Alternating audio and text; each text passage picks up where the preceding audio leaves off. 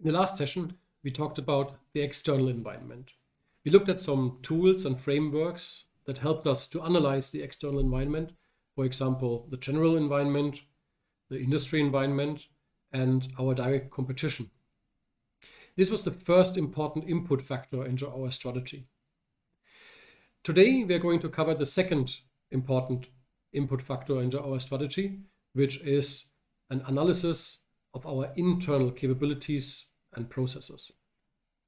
And what we are going to do today is we are going to look at how to get from resources all the way through core competencies, and these core competencies then creating a competitive advantage.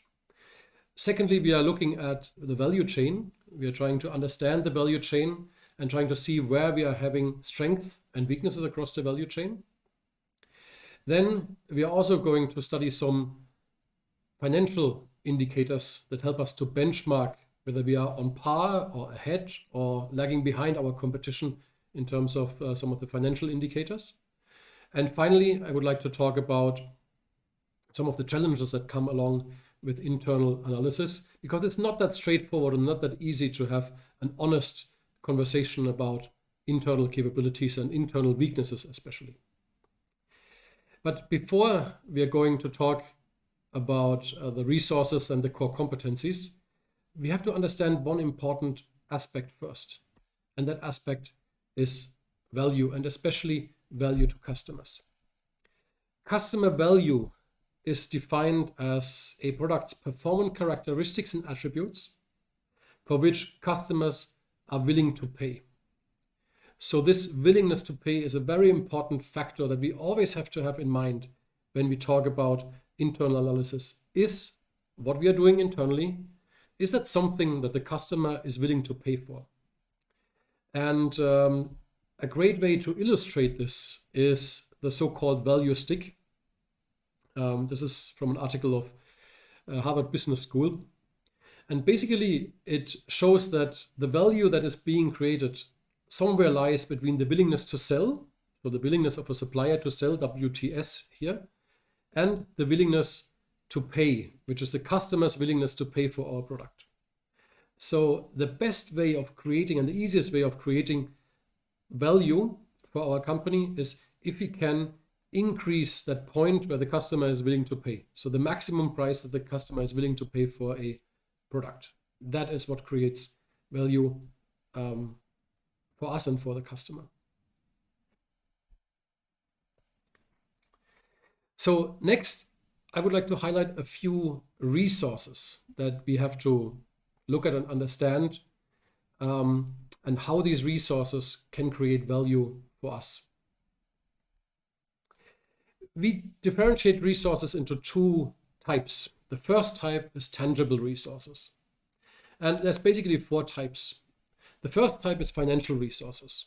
Under financial resources, we understand both the borrowing capacity, so how easy or difficult is it for us to get money from external sources, mainly from banks or from debt funding, and also the generation of funds internally, so equity funding.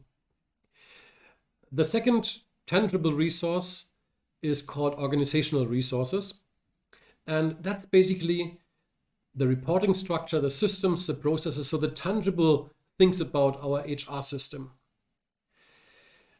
Physical resources are plant, equipment, access to raw materials, so everything that we need to produce products or produce services. And finally, the last tangible resource is technological resources.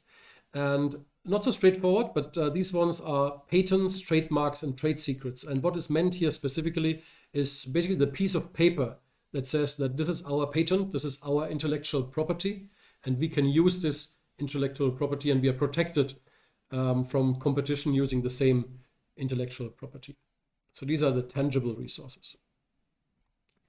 In terms of intangible resources, the first that comes to mind is human resources. Now you might say, hey, human resources, that's tangible, that's a person. But what is meant here by human resources is not the person itself, because that would sit in the structure on the previous page. Human resources here means the knowledge that comes with the people, the managerial capabilities that people have, the organizational capabilities that we build, and of course, like trust that comes from clients and from connections and from relationships that our human resources have with customers and with suppliers. The second intangible resource is innovation resources. This is, for example, ideas, scientific capabilities that we might have, and our capacity to innovate and to come up with new products and new services. And finally, reputational resources. So here definitely, and Coca-Cola comes to mind as a company that has a very big stronghold in reputational resources, the brand name and the brand proposition, the reputation with customers, of course. Then the customers' perception of product quality and durability, as well as reputation with suppliers and interactions and relationships that we have across the value chain. So these are the intangible resources. Now, most companies have these resources in some shape or form, but the key to having a competitive advantage is how you use these resources and capabilities that come with these resources and make them a true core competency that differentiates us from the competition. And to get to a core competency, we have to look at 5 attributes. And these are the 5. The first attribute of a core competency is whether this competency is valuable. So we talked about value just now. Valuable is if this capability can help to exploit opportunities, neutralize threat, and really add value to the customer. Secondly, the core competency has to be rare. So that means that only few competitors possess it, if any, maybe no competitor possesses it. And this is unique to us, or quite unique to us. The third element is that this core competency is inimitable, or at least costly to imitate, so difficult to imitate, which means that other firms cannot easily develop this capability. Usually this happens when the capability is somehow what we call causally ambiguous, meaning it's not easy to identify where this core competency or this capability really comes from. In many companies, it's deeply rooted in the firm historically. And the example I use here is the consulting company McKinsey. Now, many companies are in the consulting business, but somehow the big consulting companies like McKinsey, Boston Consulting Group, Bain, they have quite a unique standing. And that is very difficult to explain, and it's also very difficult to imitate and for other competitors to copy. And that is because a lot of the culture and the way these companies conduct their business is deeply rooted and maybe 50, maybe 60, in the case of McKinsey, even 100 years old. And this creates a social complexity that is very difficult for others to imitate and to copy. So that's the third element. The fourth factor is that this core competency has to be non-substitutable. So meaning there is no alternative, there is no strategic equivalent to the capability, which means that any competitor who would like to copy us on this or attack us on this would have to have exactly that capability. Finally, the fifth element is organizational support. So this is the org structure, the formal and informal management control system that needs to support the core competency and make sure that it is being used to really create value.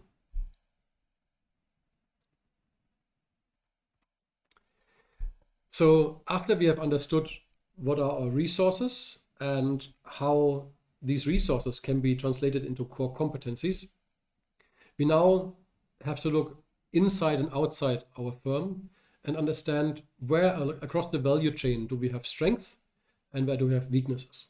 And so we have to do some basic value chain analysis. And I want to start with the industry value chain before we go into the internal value chain. So this is a typical industry value chain. I took the automotive industry So it starts from raw materials, and in the case of the automotive industry, it's, for example, iron ore mining. Then the parts go, or aluminium mining, it goes into a steel mill, aluminium factory, where the primary manufacturing happens. Then the third step is fabrication. These would be the car part manufacturers or the car part suppliers that produce, for example, the engine parts or the engine itself, or important input materials into the car. Then the fourth step is the actual assembly line. So this is the automotive assembly that sits with the car companies, the Mercedes, BMW, Toyota, and so on. After that, it goes to a distributor. For example, if we are here in Thailand, it goes to the local subsidiary of the car company. And from the local subsidiary, it is then distributed to a retailer. In this case, it's a car dealership. And the customer, actually, the end consumer, has a relationship with this car dealership. So to understand the value chain, I took a simple example and want to take you through the steps that it takes to really understand and analyze the industry value chain. And the example I took here is the Vietnamese tea market.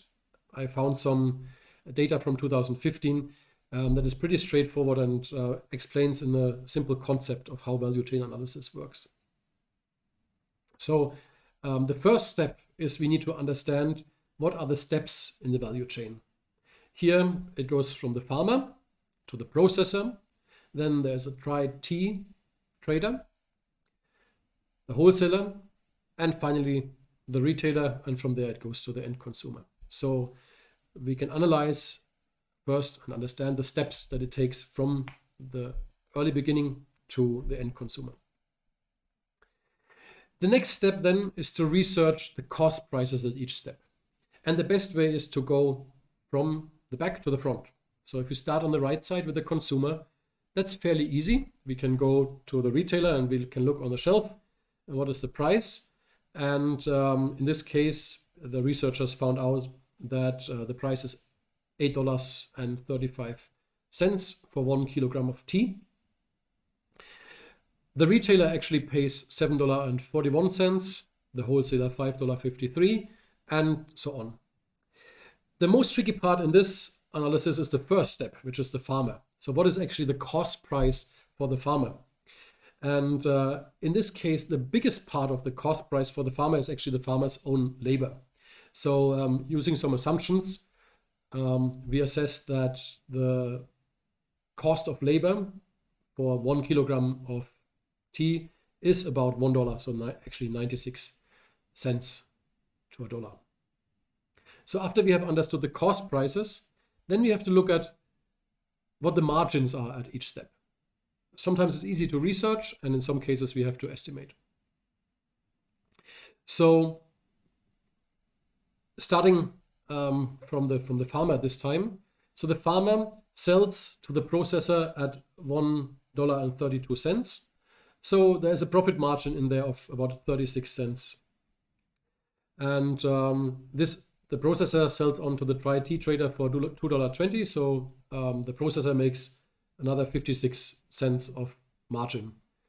The trader actually has quite a big margin, and as he continues to sell on, the margin is $1.28. The wholesaler makes another $1.48, and the retailer 62 cents. So if we add up the entire cost of the value add and the margin, we see here we get to the $8.35, which is the retail price. And out of these $8.35, actually $4.05 is the actual cost of the product, and $4.29 is the margin that is generated along the way, along the value chain. So in the fourth step, then we just map out the profits to see the industry power distribution. And we see here that out of the total profitability that is generated in this value chain, only 8% go to the farmer. The biggest winners or the strongest players here are the dried tea trader and the wholesaler. Those two players make up about 2/3 of the total margin that is generated along the way. And that is also shown in the last step, visualizing this profit distribution in a simple pie chart, you can see that actually the farmer and the processor, actually the ones who have like most of the physical work to do with the tea, have relatively small shares of the profit, and a huge share goes to the powerful players here in this chain, the traders and the wholesalers. So this is the first part of the value chain analysis, the external value chain. Now, in the next step, we are looking at the internal value chain and trying to understand how we create value within our company. And this is a Porter's framework for the internal value chain. It consists of the primary activities at the bottom, which are basically the steps from inbound logistics, the purchasing, to the operations, the outbound logistics to the customer, marketing and sales in the organization, and then the after-sales service, or the services that are delivered along with the product. And on top are the support activities. That is the management, the firm infrastructure, HR, technology, IT department, and so on, and the procurement and inventory management team. So what we would do when we analyze a corporation's value chain is we would look at each of these elements and would try to analyze and understand how are we performing versus the best practice or the best competitor, and where do we have gaps in our capabilities. And one approach to do this, and this is an example from McKinsey, specifically looking at supply chain analysis in this case, is to do this along a grid of a 5-point scale, where 5 is best practice and 1 is like lagging behind, basically.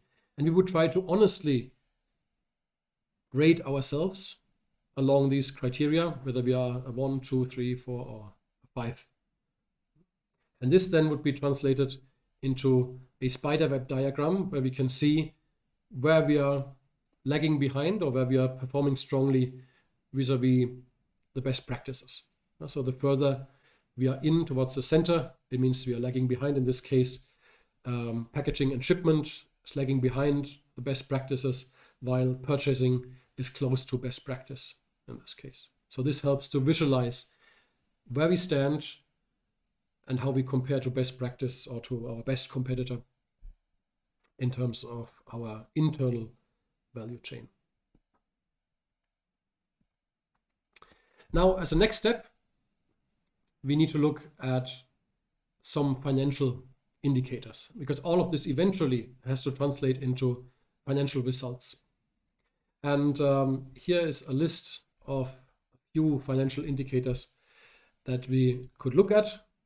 So I like to start usually with the market value indicators, market value or pricing ratios, because they're easy to research and easy to find, at least for listed companies. So this is the price earnings ratio, market to book ratio. Then a second factor that is very interesting to see the competitor's strength is definitely solvency, short-term and long-term solvency ratios. So this is the current ratio, quick ratio, cash ratio. And for long-term solvency, total debt ratio, debt to equity ratio, equity multiplier, interest coverage ratio that shows us how much or how often the firm could cover their interest expenses through their operating earnings, and the cash coverage ratio, which is a slightly more stringent version of the interest coverage ratio. Then we would look at profitability ratios. These are very good indicators, especially if we have very direct indicators, to see whether we are in line with the profit margins and the return on assets and return on equity of our direct competition. And finally, some operational metrics, asset utilization metrics that we could also look at. We already covered in the second session the concept of economic value added. That's more complex, but for me also more powerful additional indicator to look at. But we covered this at length in the second session. And same as last time, I have done a bit of benchmarking across Thailand's basic material industry using the same 6 companies that we looked at last time. And what we see here, for example, I try to color code based on the strengths and weaknesses across this bench. So basically the bench strength, green meaning it's relatively strong compared to the other 5 companies, and red meaning it's relatively weak compared to the other 5 companies. And we see here that TOA, for example, is very strongly positioned in terms of the solvency. We see that Indorama Ventures, IVL, is challenged in terms of the solvency indicators compared to the competition. In terms of profitability, Tasco is very strong. So Tipco Asphalt is leading in compared to its peers, closely followed by TOA. And in asset utilization, PTT Global Chemical, PTTGC is actually quite strong as well. To be fair on this analysis, the companies don't have exactly the same products. For example, Indorama Ventures, I would assume that their product portfolio is more geared towards more common products that are more competitive in the market, meaning they have probably lower pricing powers or commodities, for example, while Tasco, TOA have more specialty chemical products or specialty products that can command a better pricing power.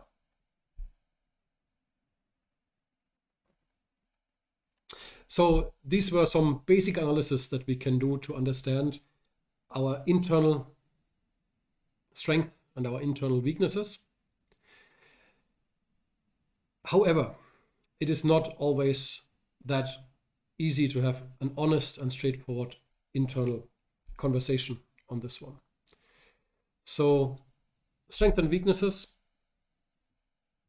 sounds very straightforward, but the challenge is Nutt in 1999 has done some research across some 300 to 400 companies. And his finding was that actually 50% of organizational decisions fail. And if you would have asked management at that time, how many of your decisions fail, I think no one would have admitted that half of the decisions are off. Why do organizational decisions fail so often? It's because of uncertainty, complexity, and intra-organizational conflicts. So uncertainty meaning that we make decisions based on assumptions that we have about the future, but we don't know if the assumptions will fall in place exactly as we assume. The complexity, and we covered this in the very first session, business is getting more and more complex. Technology is evolving faster. We talk about business disruption, new players coming in, new industries are being created. So to foresee the future is ultimately more complex. And a big factor is also intra-organizational conflicts. So an example for this one is, for example, the conflict between a marketing and sales department and supply chain department, for example. So supply chain might have a KPI or a target to keep the inventory as low as possible, to keep the cost low, the cost of warehousing, etc. While the sales and marketing team, of course, would like to have as much inventory as possible so they can fulfill the sales of the organization. So there is an inter-organizational conflict, and that sometimes prevents close collaboration and sometimes also prevents us from having an honest conversation and an honest organization analysis. Nevertheless, having a very clear picture of what are our core competencies, how do we add value across the value chain, where are our strengths, where are our weakness, all of this is very, very important as we go into our strategy process. So if we have clarity on this one, this is a very, very important input factor into our strategy.